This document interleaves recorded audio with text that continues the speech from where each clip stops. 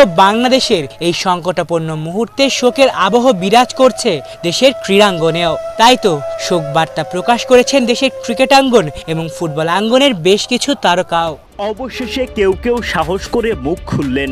জাতীয় দলের তারকা ব্যাটার তাওহিদ হৃদয় তার মুস্তাক এখন ইংল্যান্ডে, তাই গেম ডেভেলপমেন্টের কোচের আন্ডারেই মুস্তাকের অনুপস্থিতিতে অনুশীলন আমার মনে হয় সিলেক্টরকে জিজ্ঞেস করলে আরো বেটার হবে, বাট আমি যতটুকু আমার এক্সপিরিয়েন্স যতটুকু মনে হয়, আমার মনে হয় না।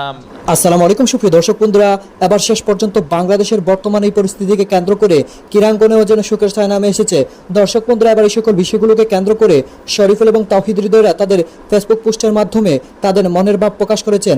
দর্শক বন্ধুরা, অন্যদিকে এবার পাকিস্তান সিরিজকে কেন্দ্র করে ইতিমধ্যে বাংলাদেশ প্রস্তুতি নিতে শুরু করে দিয়েছে, আর সেখানে এবার টাইগার অধিনায়ক নাজমুল হাসান শান্ত সেই সকল বিষয়গুলোকে কেন্দ্র করে বেশ কিছু বিষয় জানিয়েছেন।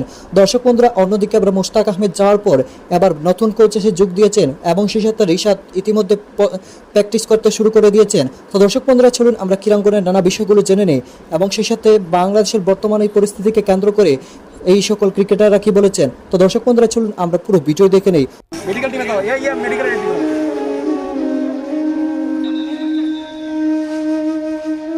আমি চিৎকার করে কাঁদিতে চাহিয়া করিতে পারিনি চিৎকার।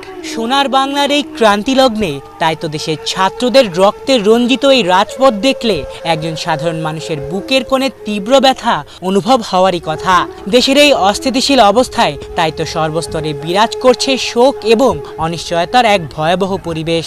পরিস্থিতি শুধু সংঘাত এবং সংঘর্ষেই থেমে নেই, বরং ঝরছে ছাত্রদের প্রাণও। প্রাণপ্রিয় বাংলাদেশের এই সংকটাপন্ন মুহূর্তে শোকের আবহ বিরাজ করছে দেশের ক্রীড়াঙ্গনেও। তাই তো শোক বার্তা প্রকাশ করেছেন দেশের ক্রিকেটাঙ্গন এবং ফুটবল আঙ্গনের বেশ কিছু তারকাও।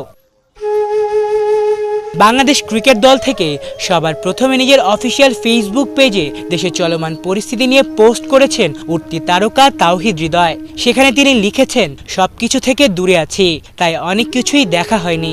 আমার প্রাণের ঢাকা ইউনিভার্সিটি আর রক্তাক্ত না হোক। হৃদয়ের মতো নিজের ব্যক্তিগত ফেসবুক পেজে পোস্ট করেছেন টাইগার পেসার শরীফুল ইসলামও। সেখানে তিনি লিখেছেন, আসসালামু আলাইকুম, আমি একজন ক্রিকেটার হলেও আমি একজন ছাত্র। আমি চাই না আর কোনো ছাত্রছাত্রীর রক্ত ঝরুক। এছাড়া বাংলাদেশ নারী দলের তারকা ফুটবলার সঞ্জিদা আক্তারও পোষণ করেছেন শোক। নিজের ব্যক্তিগত ফেসবুক পেজে তিনি পোস্ট করেছেন পবিত্র আল কুরআনের সূরা আল বুরুজের 12 নম্বর আয়াত, যেখানে লেখা আছে, নিশ্চয়ই তোমার রবের পাকড়াও বড়ই কঠিন। বাংলাদেশ ফুটবল দলের বর্তমান গোলকিপার মিতুল মার্মাও শিক্ষার্থীদের পক্ষে দিয়েছেন আবেগঘন পোস্ট। সেখানে তিনি লিখেছেন, আর কোনো শিক্ষার্থীর প্রাণ না ঝরুক, শিক্ষা প্রতিষ্ঠানে ফিরিয়ে দেয়া হোক শান্তি। এটা আমার মনে হয় সিলেক্টরকে জিজ্ঞেস করলে আরো বেটার হবে, বাট আমি যতটুকু আমার এক্সপিরিয়েন্স যতটুকু মনে হয়, আমার মনে হয় না এই মুহূর্তে রেড বলের জন্য ও পুরোপুরি রেডি। খুবই গুরুত্বপূর্ণ সিরিজ, যেটা আপনি বললেন যে বেশ কিছু প্লেয়ার অস্ট্রেলিয়াতে গিয়েছে যারা হয়তো মূল স্কোয়াডে থাকতেও পারেন। সো তাদের জন্য একটা ভালো অপরচুনিটি ভালো মতো প্রিপেয়ার হওয়ার, এবং আমাদের চিটাগংয়ে 2টা প্র্যাকটিস ম্যাচ আছে সামনে। সো যারা এই স্কোয়াডের সাথে জড়িত থাকবেন তারা ওই প্রিপারেশনটা নিতে পারবেন ঠিক মতো, এবং প্ল্যানিং ওয়াইজ খুব ভালোভাবে প্ল্যান করা আছে। এখন জাস্ট আমরা এই প্র্যাকটিস ম্যাচগুলো এবং আমাদের যাওয়ার আগে বেশ কিছু প্র্যাকটিস সেশনও থাকবে, এগুলো আমরা ঠিক মতো করে যত ভালোভাবে প্রিপেয়ার হতে পারি। ব্যাটিং প্ল্যানিংটা না বলি, ব্যাটিং প্ল্যানিংটা আমাদের মধ্যে থাক। আমার মনে হয় যে এটা অবশ্য অনেক চ্যালেঞ্জিং হবে। তারা খুবই ভালো দল, বাট আমার মনে হয় যে এই ফরম্যাটে আমাদের বেশ কিছু এক্সপেরিয়েন্স প্লেয়ার আছে। যদি আমি নাম মেনশন করি, মুশফিক ভাই, মমিনুল ভাই, সো আরও বেশ কিছু প্লেয়ার আছেন। সো আমরা যদি আমাদের ওই এক্সপেরিয়েন্সটা শো করতে পারি এবং আমাদের ওই স্ট্রেংথ অনুযায়ী খেলতে পারি, অবশ্যই এই সিরিজটা ভালো হবে।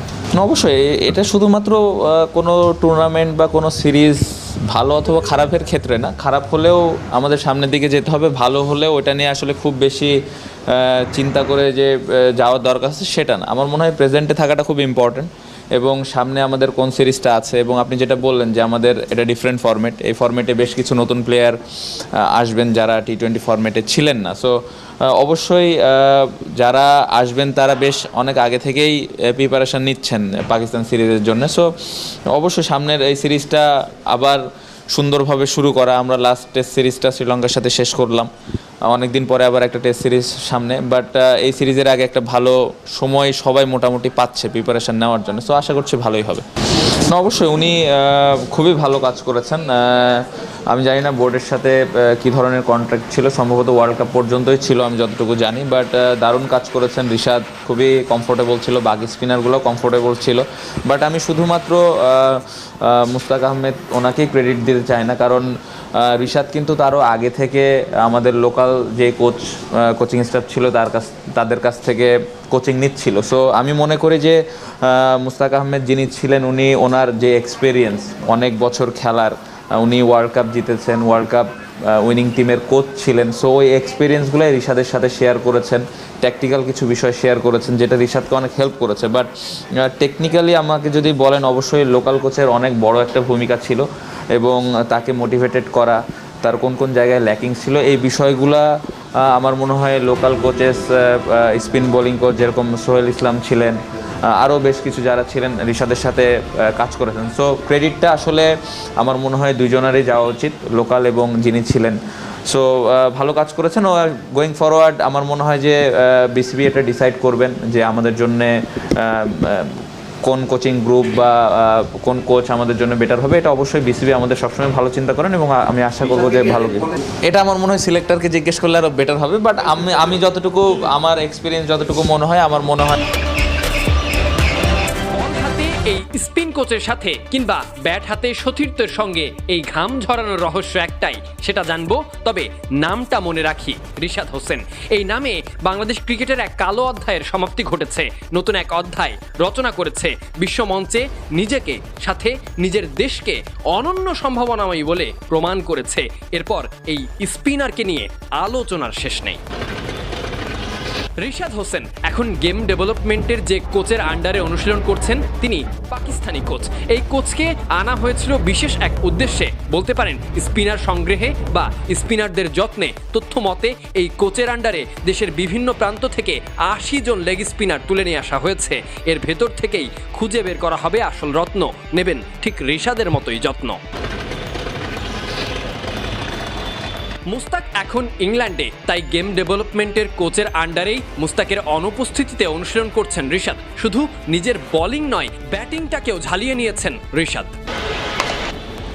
আগামীতে টেস্ট খেলা, তবে বিশ্ব মঞ্চে তিনি যা করে দেখিয়েছেন, এরপর টি-20 ফরম্যাটে তার সামর্থ্য নিয়ে প্রশ্ন উঠবে না। এরকম পারফরমেন্সের পর বাজি ধরে এটাও বলতে পারেন ছেলেটা লাল সবুজের আরেকটা ফরম্যাট ওয়ানডেতেও ভালো করবে। তবে টেস্টে কেমন করবে, ঘন্টার পর ঘন্টা একই লাইন লেন্থ মেনটেন করা, ব্যাটসম্যানকে আউট করার সুযোগ তৈরি করা, সাদা জার্সি পরে রিশাদ কতটুকু পারবেন কি পারবেন না সেটা পরের কথা। তবে রিশাদের এই প্রচেষ্টা রিশাদকে এত দূর এনেছে।